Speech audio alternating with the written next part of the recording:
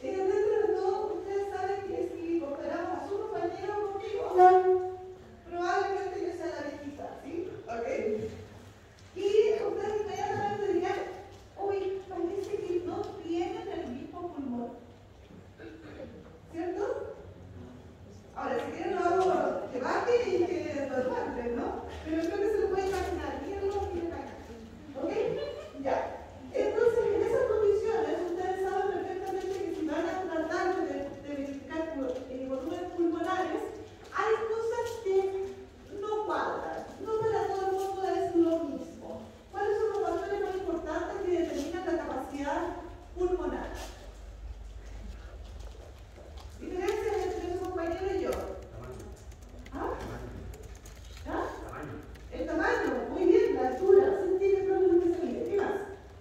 Falta todo. ¿Ah? Sí, también podría ser, de verdad, que eso podría influir y lo hemos visto, pero no es lo más considerado en esto porque no se puede medir. Pero cuéntame, ¿qué otra cosa? La diferencia. La edad, muy bien, gracias. Yo pensé que había otra más obvia, pero bueno. ¿Cuál es la otra más obvia? Sexo. Y también tiene que ver con sexo idéntico, si ustedes quieren ponerlo así, porque la forma del tórax es un poquito diferente. ¿Sí? Y tenemos algunas otras cosas que unos genitales no tienen, ¿de acuerdo? Y eso en general hace que yo podría tener 1,600 litros, y su compañero podría tener 5,8 litros de capacidad de pulmonar. ¿Algo? ¿Alguna diferencia? Entonces, ¿cómo van a cuantificar? ¿Cómo van a saber cuánto alguien está enfermo o no está enfermo? ¿Se las puse difícil? ¿Seguimos? Ok. Si uno tiene tanta diferencia, si yo soy la viejita y su compañero es el machista, y tenemos tanta diferencia, ¿cómo ustedes van a saber quién está enfermo y quién no? Seguramente yo por ser vieja, porque mi chica soy que estoy enferma, ¿no? Pues con ese momento ¿No? que uno está enfermo si no. Entonces, ¿cómo van a diferenciar que yo soy enferma y quién no? Eso también es Y ustedes tienen que pensarlo, y ustedes tienen que realmente son los enfermeros y enfermeras que miran al paciente y dicen, ese está enfermo y ese no. Pero la diferencia, chuta, puede que la mamita camine de espalda, pero no sé, ¿por qué? Bueno, una de las cosas que ustedes tienen que saber dentro de lo que uno mide son principalmente volúmenes. Eso es lo primero que se les ocurrió.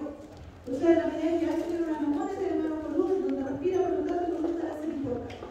Y lo primero que hacían era sacar la radiografía. Tanto es así que hasta el día de hoy ustedes van a contratarse en el servicio público y les piden un apego. ¿Qué es eso? Una radiografía tipo microfilm. Tiene mucho sentido, quizás. Excepto para cuando tenían tuberculosis grandes y con permiso de gran parte de pareja hormonal.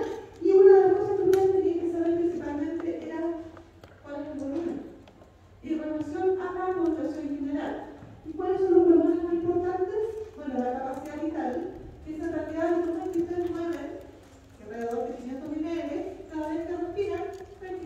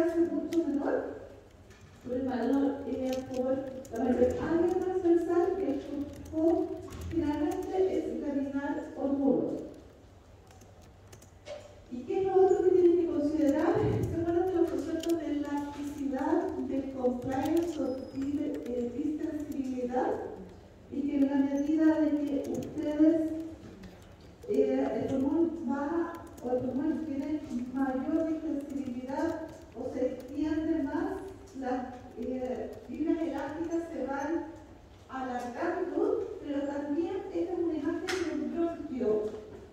Cada vez que ustedes toman más aire, sienten que entra más aire fácilmente, y si lo pueden hacer ahora es mejor. Y van a ver que al final entra hasta que no puedan seguir inflando el pulmón. Esto es como hacer yoga, tienen que sentir en su interior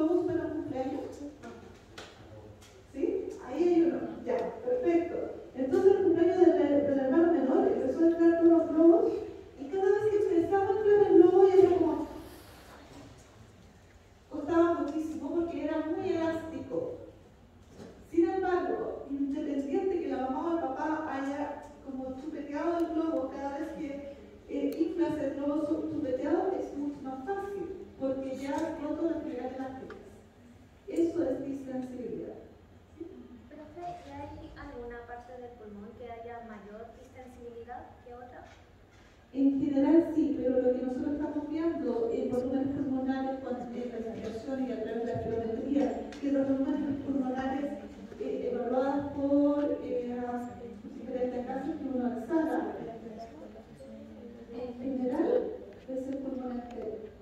Entonces estas curvas se ven como un resumen o un promedio de todo lo que pasa en los alveolos.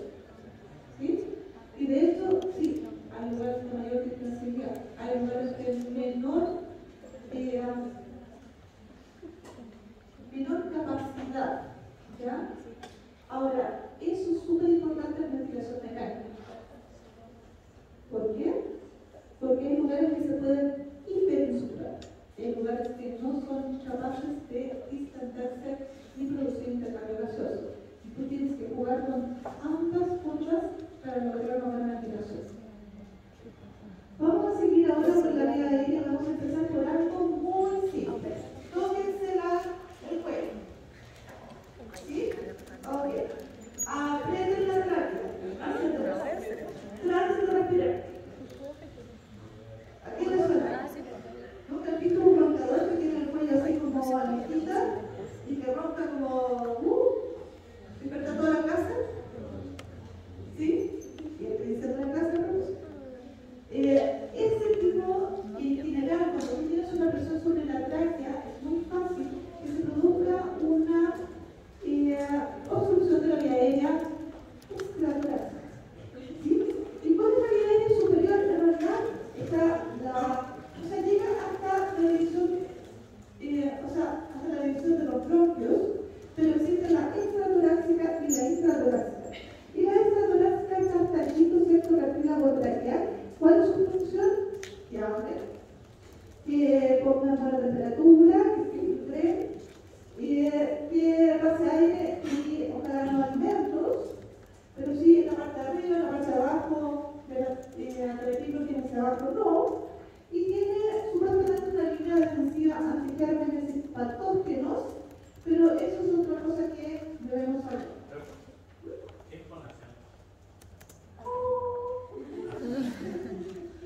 Ok, entonces, lo que ustedes ven en la lipotraqueitis, que es lo típico de una infección de la región subglótica debajo de la hipófisis de la laringe, y generalmente es por virus. ¿Han visto estos niños que llegan entonces? ¿Sí? ¿Los han visto? Algún sobrinito, algún, no sé, hermano menor que no podía ni respirar y tenía una tos así como asquerosa. Eso es típico de la lipotraqueitis, lo mismo que la laringitis aguda, que también todo lo que tenga que ver con las vías altas. ¿Ya? Finalmente para adenovirus y virus influenza, pero la infección viral comienza desde la nariz. Empieza como que la garganta y después ya no puede respirar ni hablar. ¿Ya? Y se disemina hacia el epitelio respiratorio y la laringe y la tráquea, que es donde se produce el edema. Cuando uno tiene edema, aumento también de las secreciones, disminuye la luz de la tráquea. Y puede ser que ninguno de nosotros nos produzca grandes problemas, excepto no poder hablar, pero los niños chiquitos que tienen una tráquea chiquitita se les está. Y esta las enfermeras tratan de tapar de este niño, ¿cierto? Y al inicio la obstrucción puede compensarse con taquipnea, pero se aumenta el trabajo respiratorio de una mayor que puede llegar a agotar al paciente. Y ahí está el enfermero que también está así, no hay que moverlo, no sé qué, porque no puede tener mayor trabajo respiratorio. ¿Cierto? Ahora, el primer enfermero yo lo digo de forma indistinta, ¿de acuerdo? No es para, no quiero causar nada a nadie, no son enfermeros. ¿Ok? Entonces, hay una cosa que ustedes tienen que pensar. Cada vez que ustedes tienen una obstrucción extratorácica, esta es una curva flujo volumen y se lo pueden imaginar inmediatamente. Esto es flujo, es decir, litros por minuto. El flujo aumenta rápidamente cuando ustedes botan, hacen inmediatamente, ¿verdad? Entonces, primero muy rápido y después va disminuyendo la capacidad de botar, ¿sí? Ok. Y cuando inspiran, en general parece una flujita así como es mayor en la mitad y menor al final,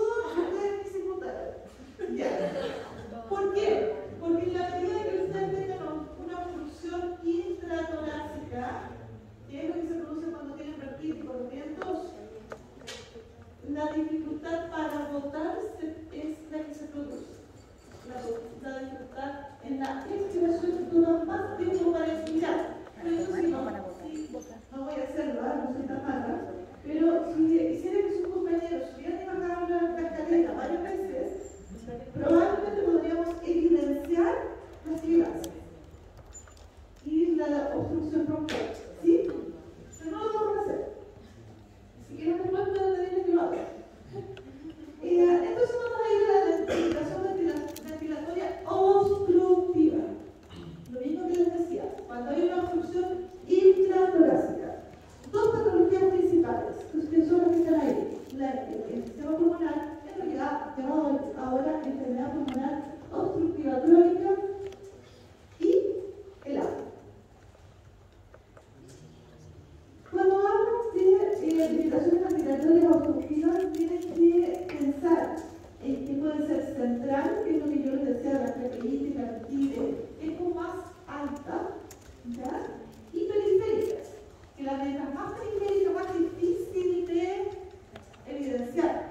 Si fuera central, es mucho más fácil, por ejemplo, de verlo en un respirómetro, porque cae mucho el perfumo. Pero cuando es más periférico, generalmente se hace más prolongado, pero lo puedes notar al principio. ¿Cuáles son los mecanismos para que alguien obstruya un bronquio?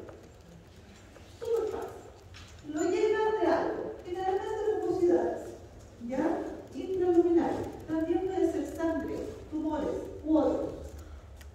Lo segundo es intramural, cuando se produce broncoconstricción, inflamación, edema y aumento de las glándulas mucosas, típicamente lo primero de la broncoconstricción en el asma. Eso parece asma. Y lo último es la extramural. ¿Se acuerdan cuando les dije que se rompía todo el visceral? Aquí está roto y por lo tanto cuando teníamos ese gráfico que mostraba que en la medida que se iba expandiendo el pulmón, se expandía también, aumentaba el diámetro de los bronquios en el enfisema y la destrucción de las paredes alveolares, eso no ocurre. Entonces también hay una obstrucción extramural. La limitación ventilatoria obstructiva tiene como consecuencia que no se puede sacar el aire, que hay partes en que se saca menos que otras partes, se lo estoy explicando de esa manera, y por lo tanto hay una desigualdad, y también hay una desigualdad entre la forma de respirar y cuánta circulación le llega.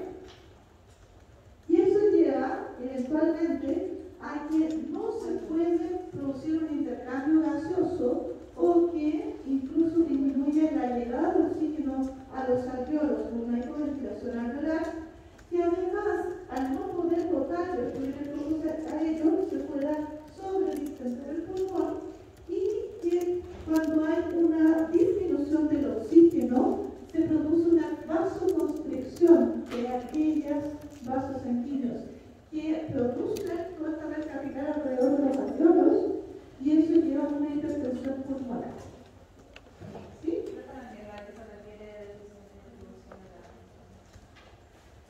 Tienes que imaginarte, no le puse el dibujo, no era mucho. Tienes que pensar que tu pulmón no es homogéneo. Primera cosa. En general, el aire tiende a subir y la sangre tiende a bajar. Entonces, generalmente tienes mayor ventilación en los alveolos superiores cuando estás parado y mayor y menor en las bases y mayor perfusión en las bases y menor en los ápices. ¿Sí? Pero aparte de eso, dependiendo de cuál es el diámetro de cada bronquio, y si tienes alguna obstrucción o tienes alguna, por ejemplo, una neumonía mal cuidada y tienes alguna cicatriz, hay lugares que se van a ventilar más que otros. Pero si eso, independiente que lo tengas o no lo tengas, si empiezas a agregarle hipersecreción, no en todas partes se va a producir hipersecreción, no en todas partes se va a producir la misma broncoconstricción. Por lo tanto, siempre vas a tener algunos alveolos más ventilados que otros, exacerbando el efecto de la gravedad. ¿Sí? Ok, ¿qué es lo que nosotros hacemos para ver la limitación obstructiva? Es usar la espirometría, que es mediante la función. Es decir, lo primero que uno ve es que el PEP1 partido por CBF, que le llamaron bífeno y crean que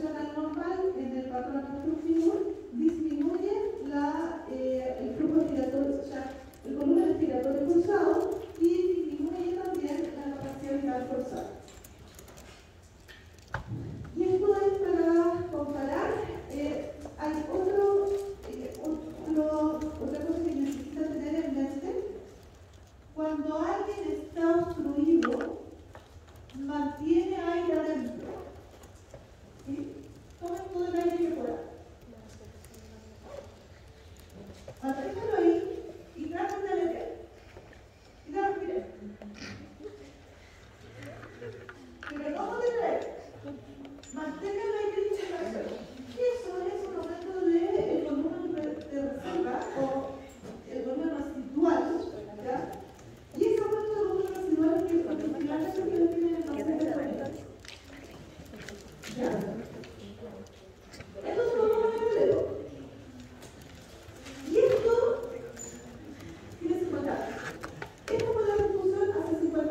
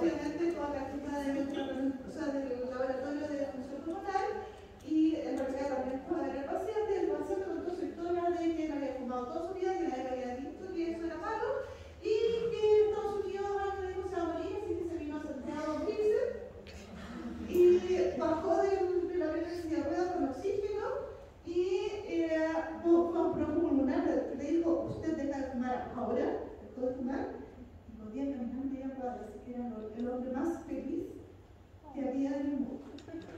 Ahí decía tú. ¿Sí? Para que vean que esto realmente... Okay. ¿Y qué es lo que pasa cuando hay una insuflación pulmonar? Tienen que pensar que el diafragma, para que ustedes no tengan hiperinsuflado, digo, todo el aire plano.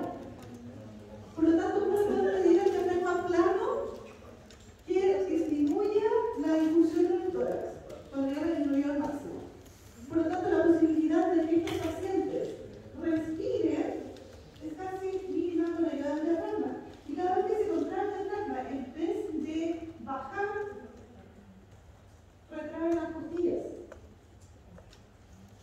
Por lo tanto, no hay una contracción de respirar del diafragma.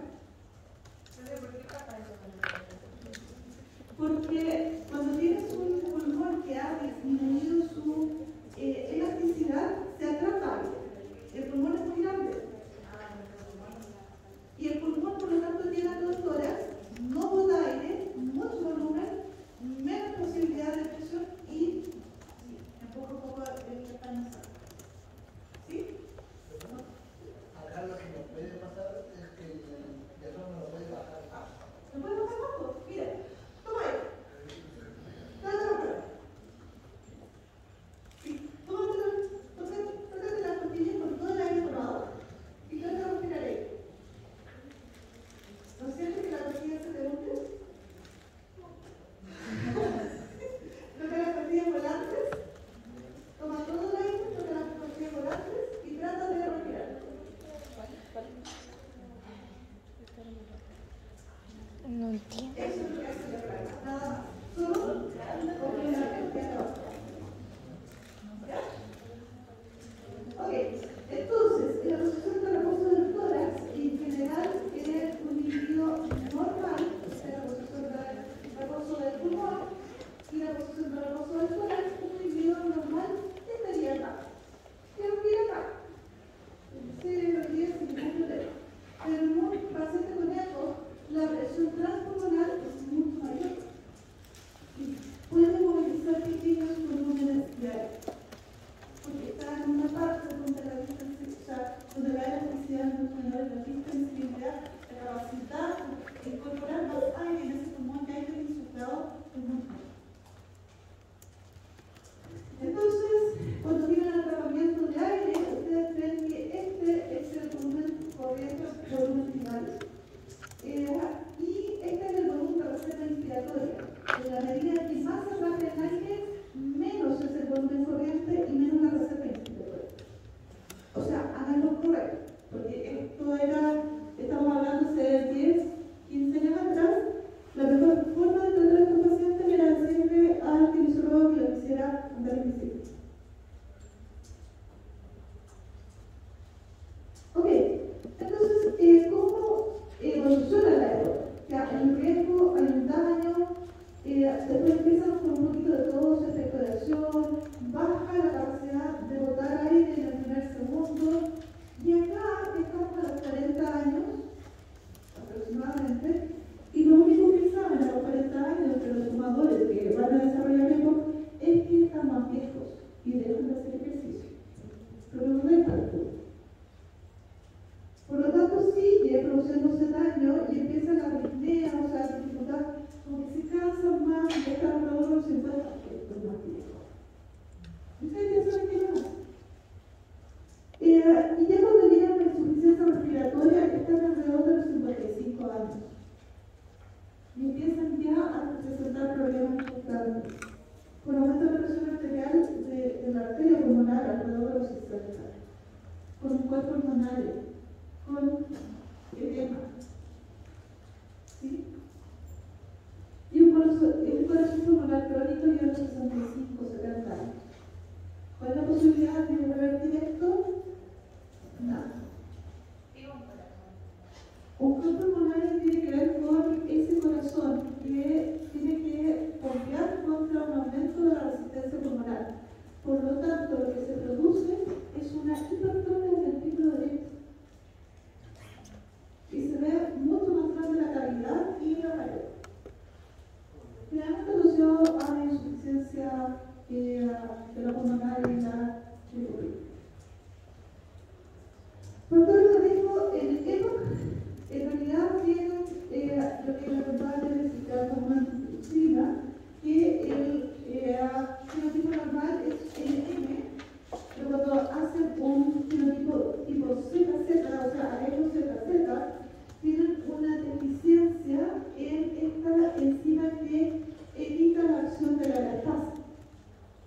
de la tasa de los neutrófilos. Cada vez que no tenemos óvulos, hay neutrófilos, cada vez que hay neutrófilos, se meten en la tasa y tenemos que tener algo de defensa, están aún antitripsina y no sucede. Y por lo tanto empieza a producir tanto bulas en el pulmón, también en el hígado. Y se produce hiperreactividad bronquial, también desarrollo del pulmón, bajo presión nasal, desnutrición infantil. Los primeros modelos animales de EPOC eran por desnutrición de las plantas. Y también lo vieron en los factores ambientales como el tabaco, las partículas de sustancias químicas laborales, contaminación aérea, las infecciones respiratorias infantiles, principalmente esto del diabetes, que va a quedar todavía un problema. Sí, pero si sigue, si ya tenido una lesión, si va a ser mayor, etc. Y un bajo nivel socioeconómico en los estudios a nivel poblacional. ¿Cuál es la probabilidad de sobrevivir a pacientes sintomáticos y con déficit de antitripsina? Si fuman, en realidad el 50% se muere a los 40 años, y si no fuman, en realidad el 50% se muere como a los 65. ¿Ya?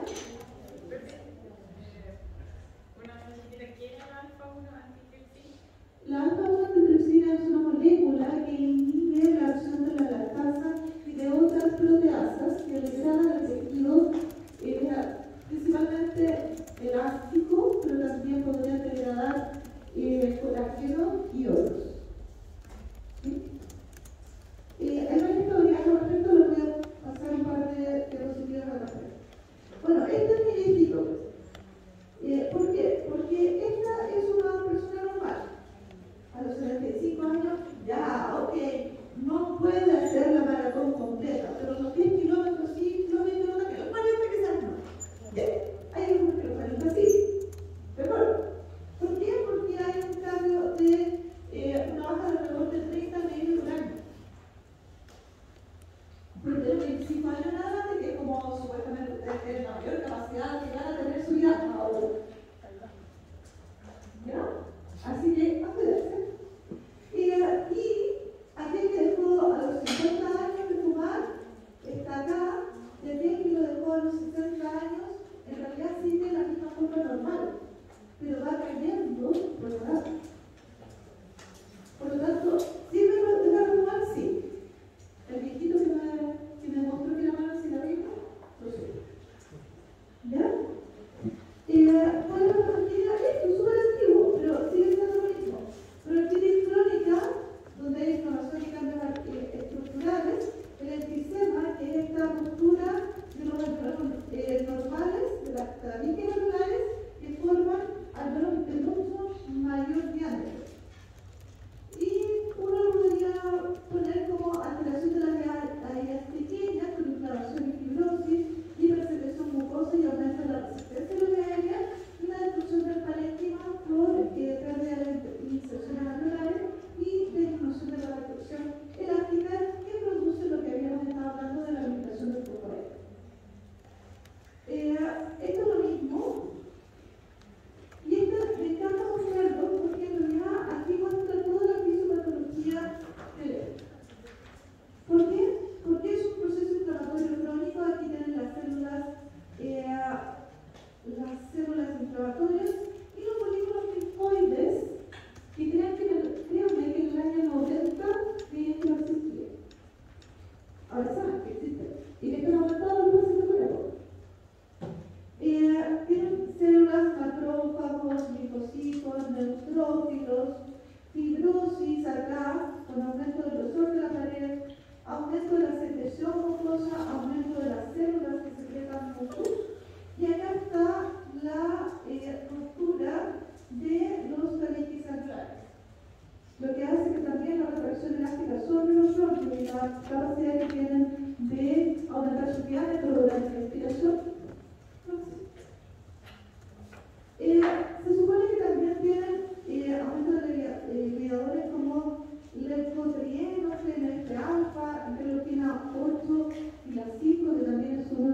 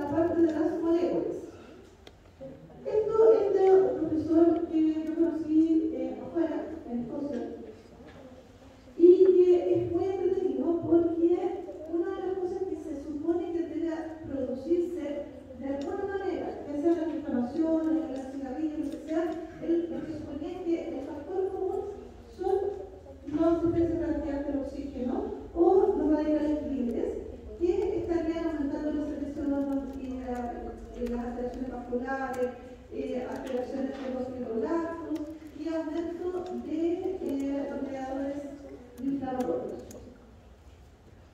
Y también inactividad de la hormona antidepresiva. Todo que está demostrado.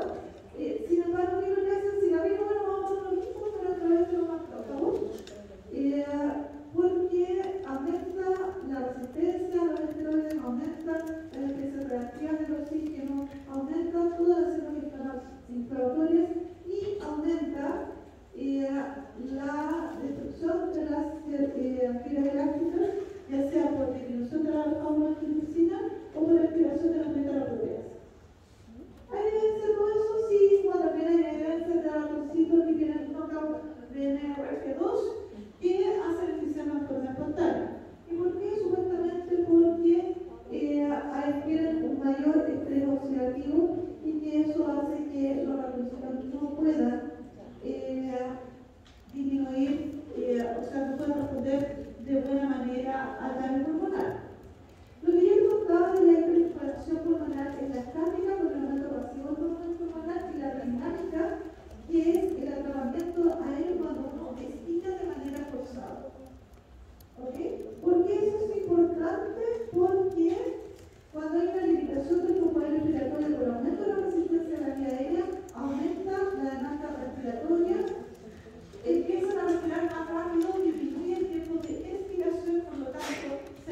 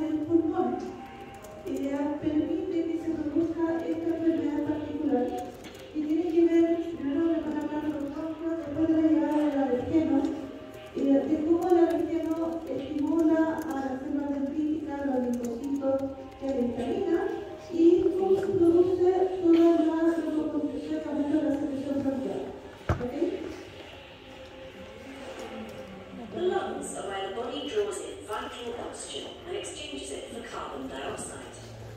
But every breath we take is accompanied by potentially harmful microbes, as well as particulates which can damage delicate lung tissue. To counter these threats, the lungs are enriched in immune cells that repulse invaders and repair injury. But this potent arsenal comes at a heavy cost. Overreactions or inappropriate responses result in diseases such as asthma. The lungs are spongy organs composed of increasingly finer tubules. First comes the trachea and the bronchi. These are then divided into the bronchioles, which are wrapped in a muscular sheath. At the ends of the bronchioles are microscopic air-filled sacs called alveoli. In the case of asthma, most of the harmful immunological events occur within the bronchi and bronchioles. The bronchial wall is made up of an epithelium covered in tiny hair-like structures called cilia, an interstitium, and muscle cells. Goblet cells scattered along the epithelium discharge a thin layer of mucus into the bronchiole lumen.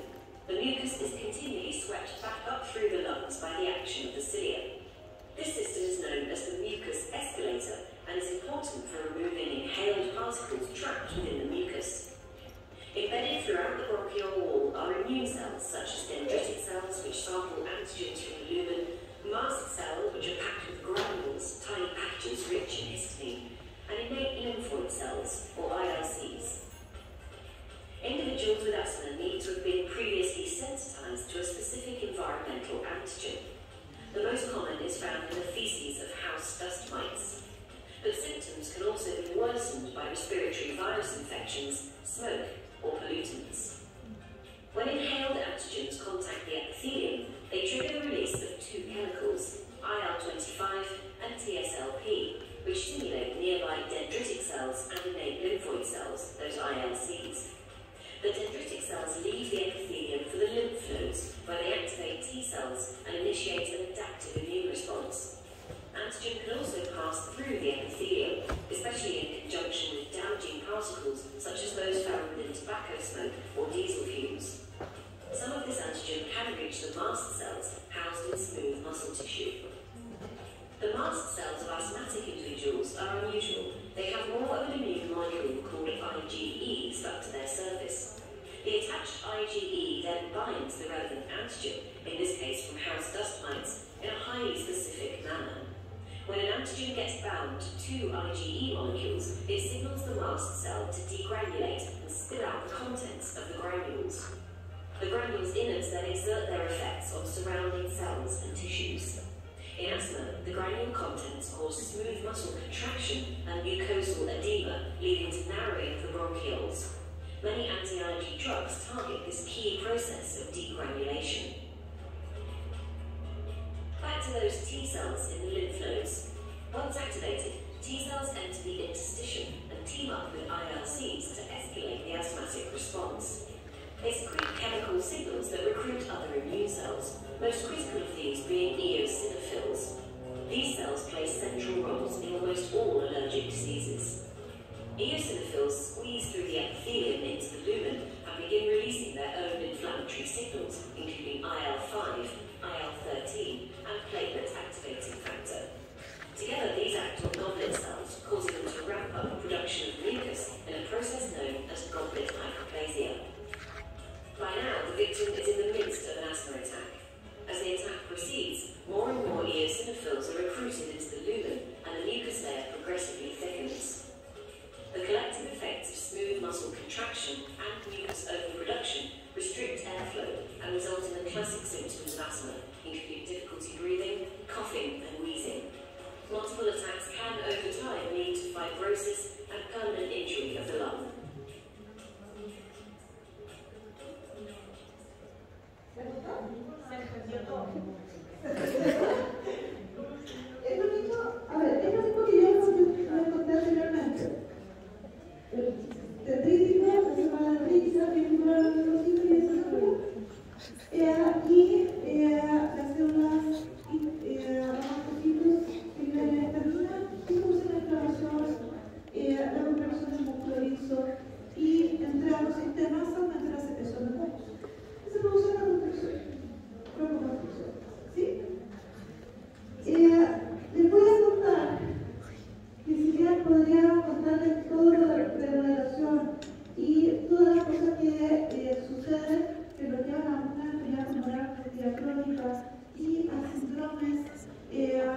compartidos, hay diferentes tipos de asma alérgica. Más que eso, más que saber la pura necesidad, es que en este momento lo que pelean es los diferentes fenotipos, porque los diferentes fenotipos determinan diferentes tratamientos, ¿ya?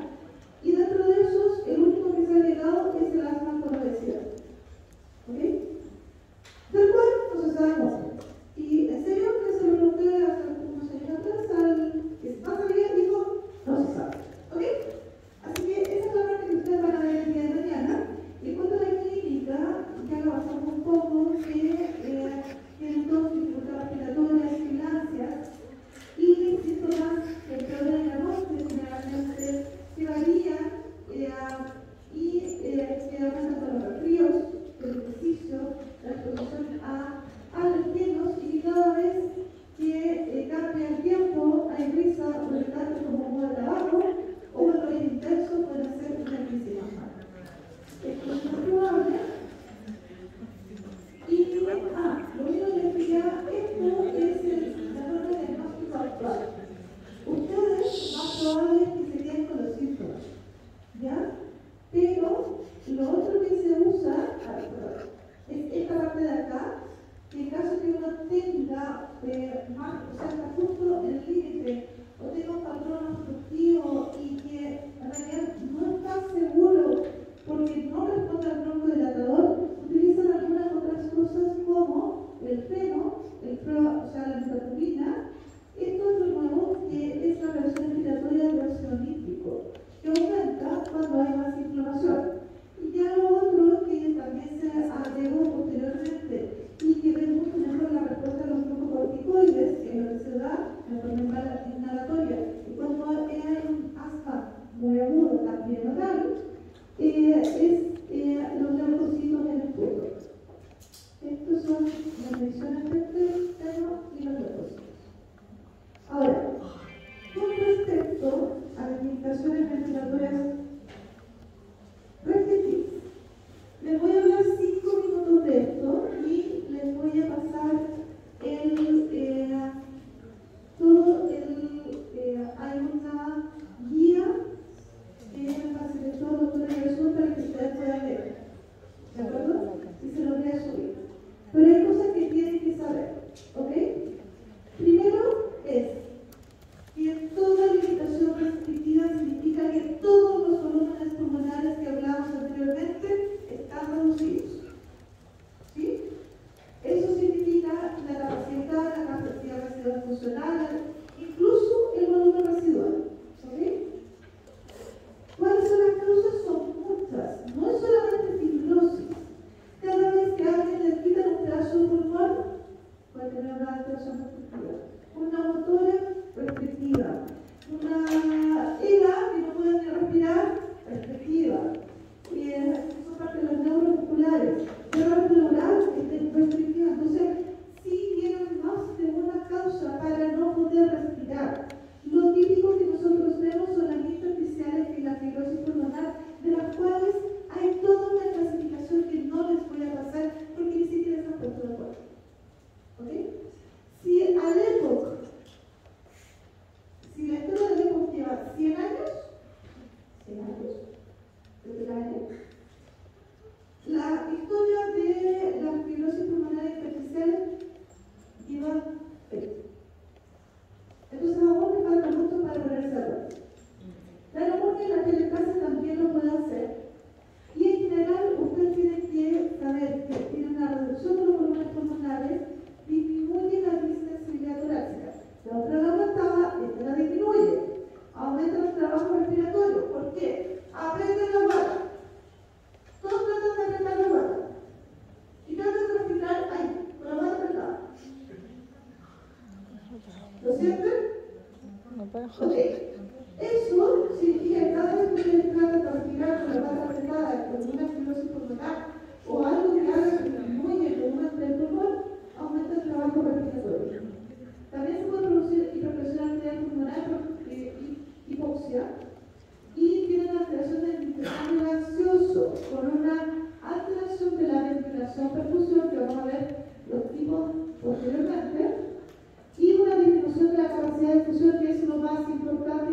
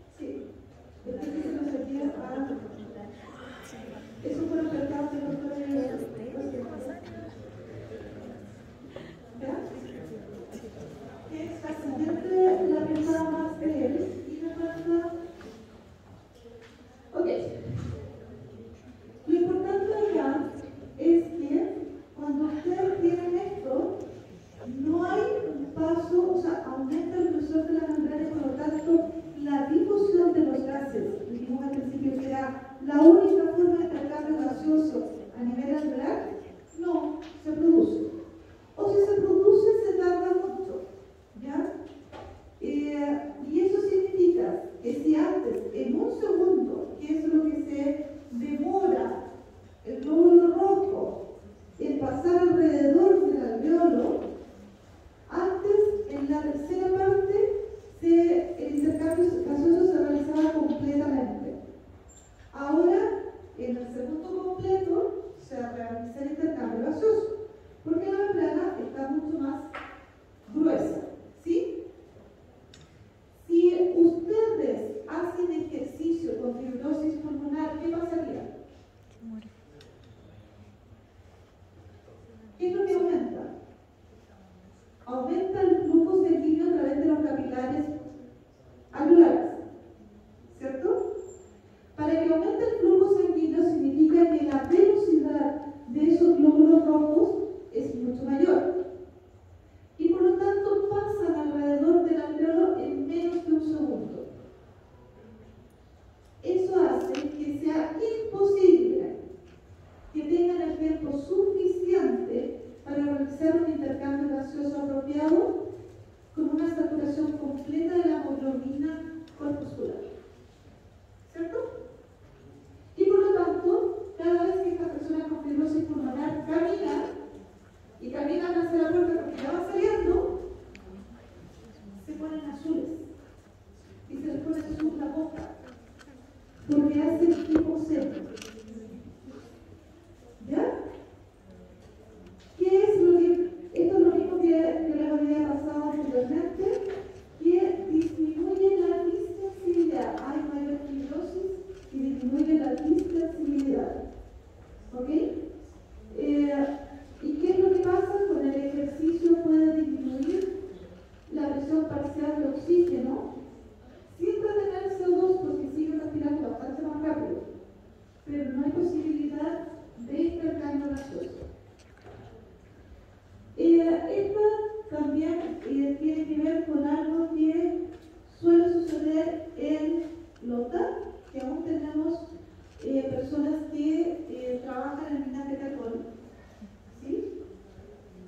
Y en general los mineros lo que desarrollan son estas enfermedades ocupacionales en que ya la fibrosis no está acá, sino que es más superior y peribronquial. Se llama silicosis porque se producen estos nódulos silicóticos porque la macrófagos no se puede entregar casi en la sílice. Y eso inmediatamente produce una alteración de la membrana, disminución del intercambio gaseoso. Y esta es la última diapositiva. ¿A qué se parece eso? Sí, a mí. De acuerdo.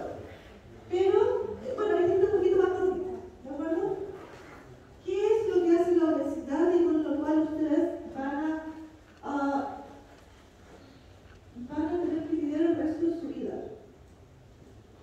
La obesidad también altera el intercambio gaseoso, porque disminuye la distensibilidad pulmonar, disminuye los volúmenes pulmonares, porque aumenta mucho la masa intraabdominal, aumenta la resistencia a la aérea, como lo que les había contado anteriormente, reduce la fuerza de los músculos respiratorios, y también hay una heterogeneidad de distribución, aumenta la difusión pulmonar y a veces hacen falla hipercárdica, hacen SAPO, que es un síndrome ameico de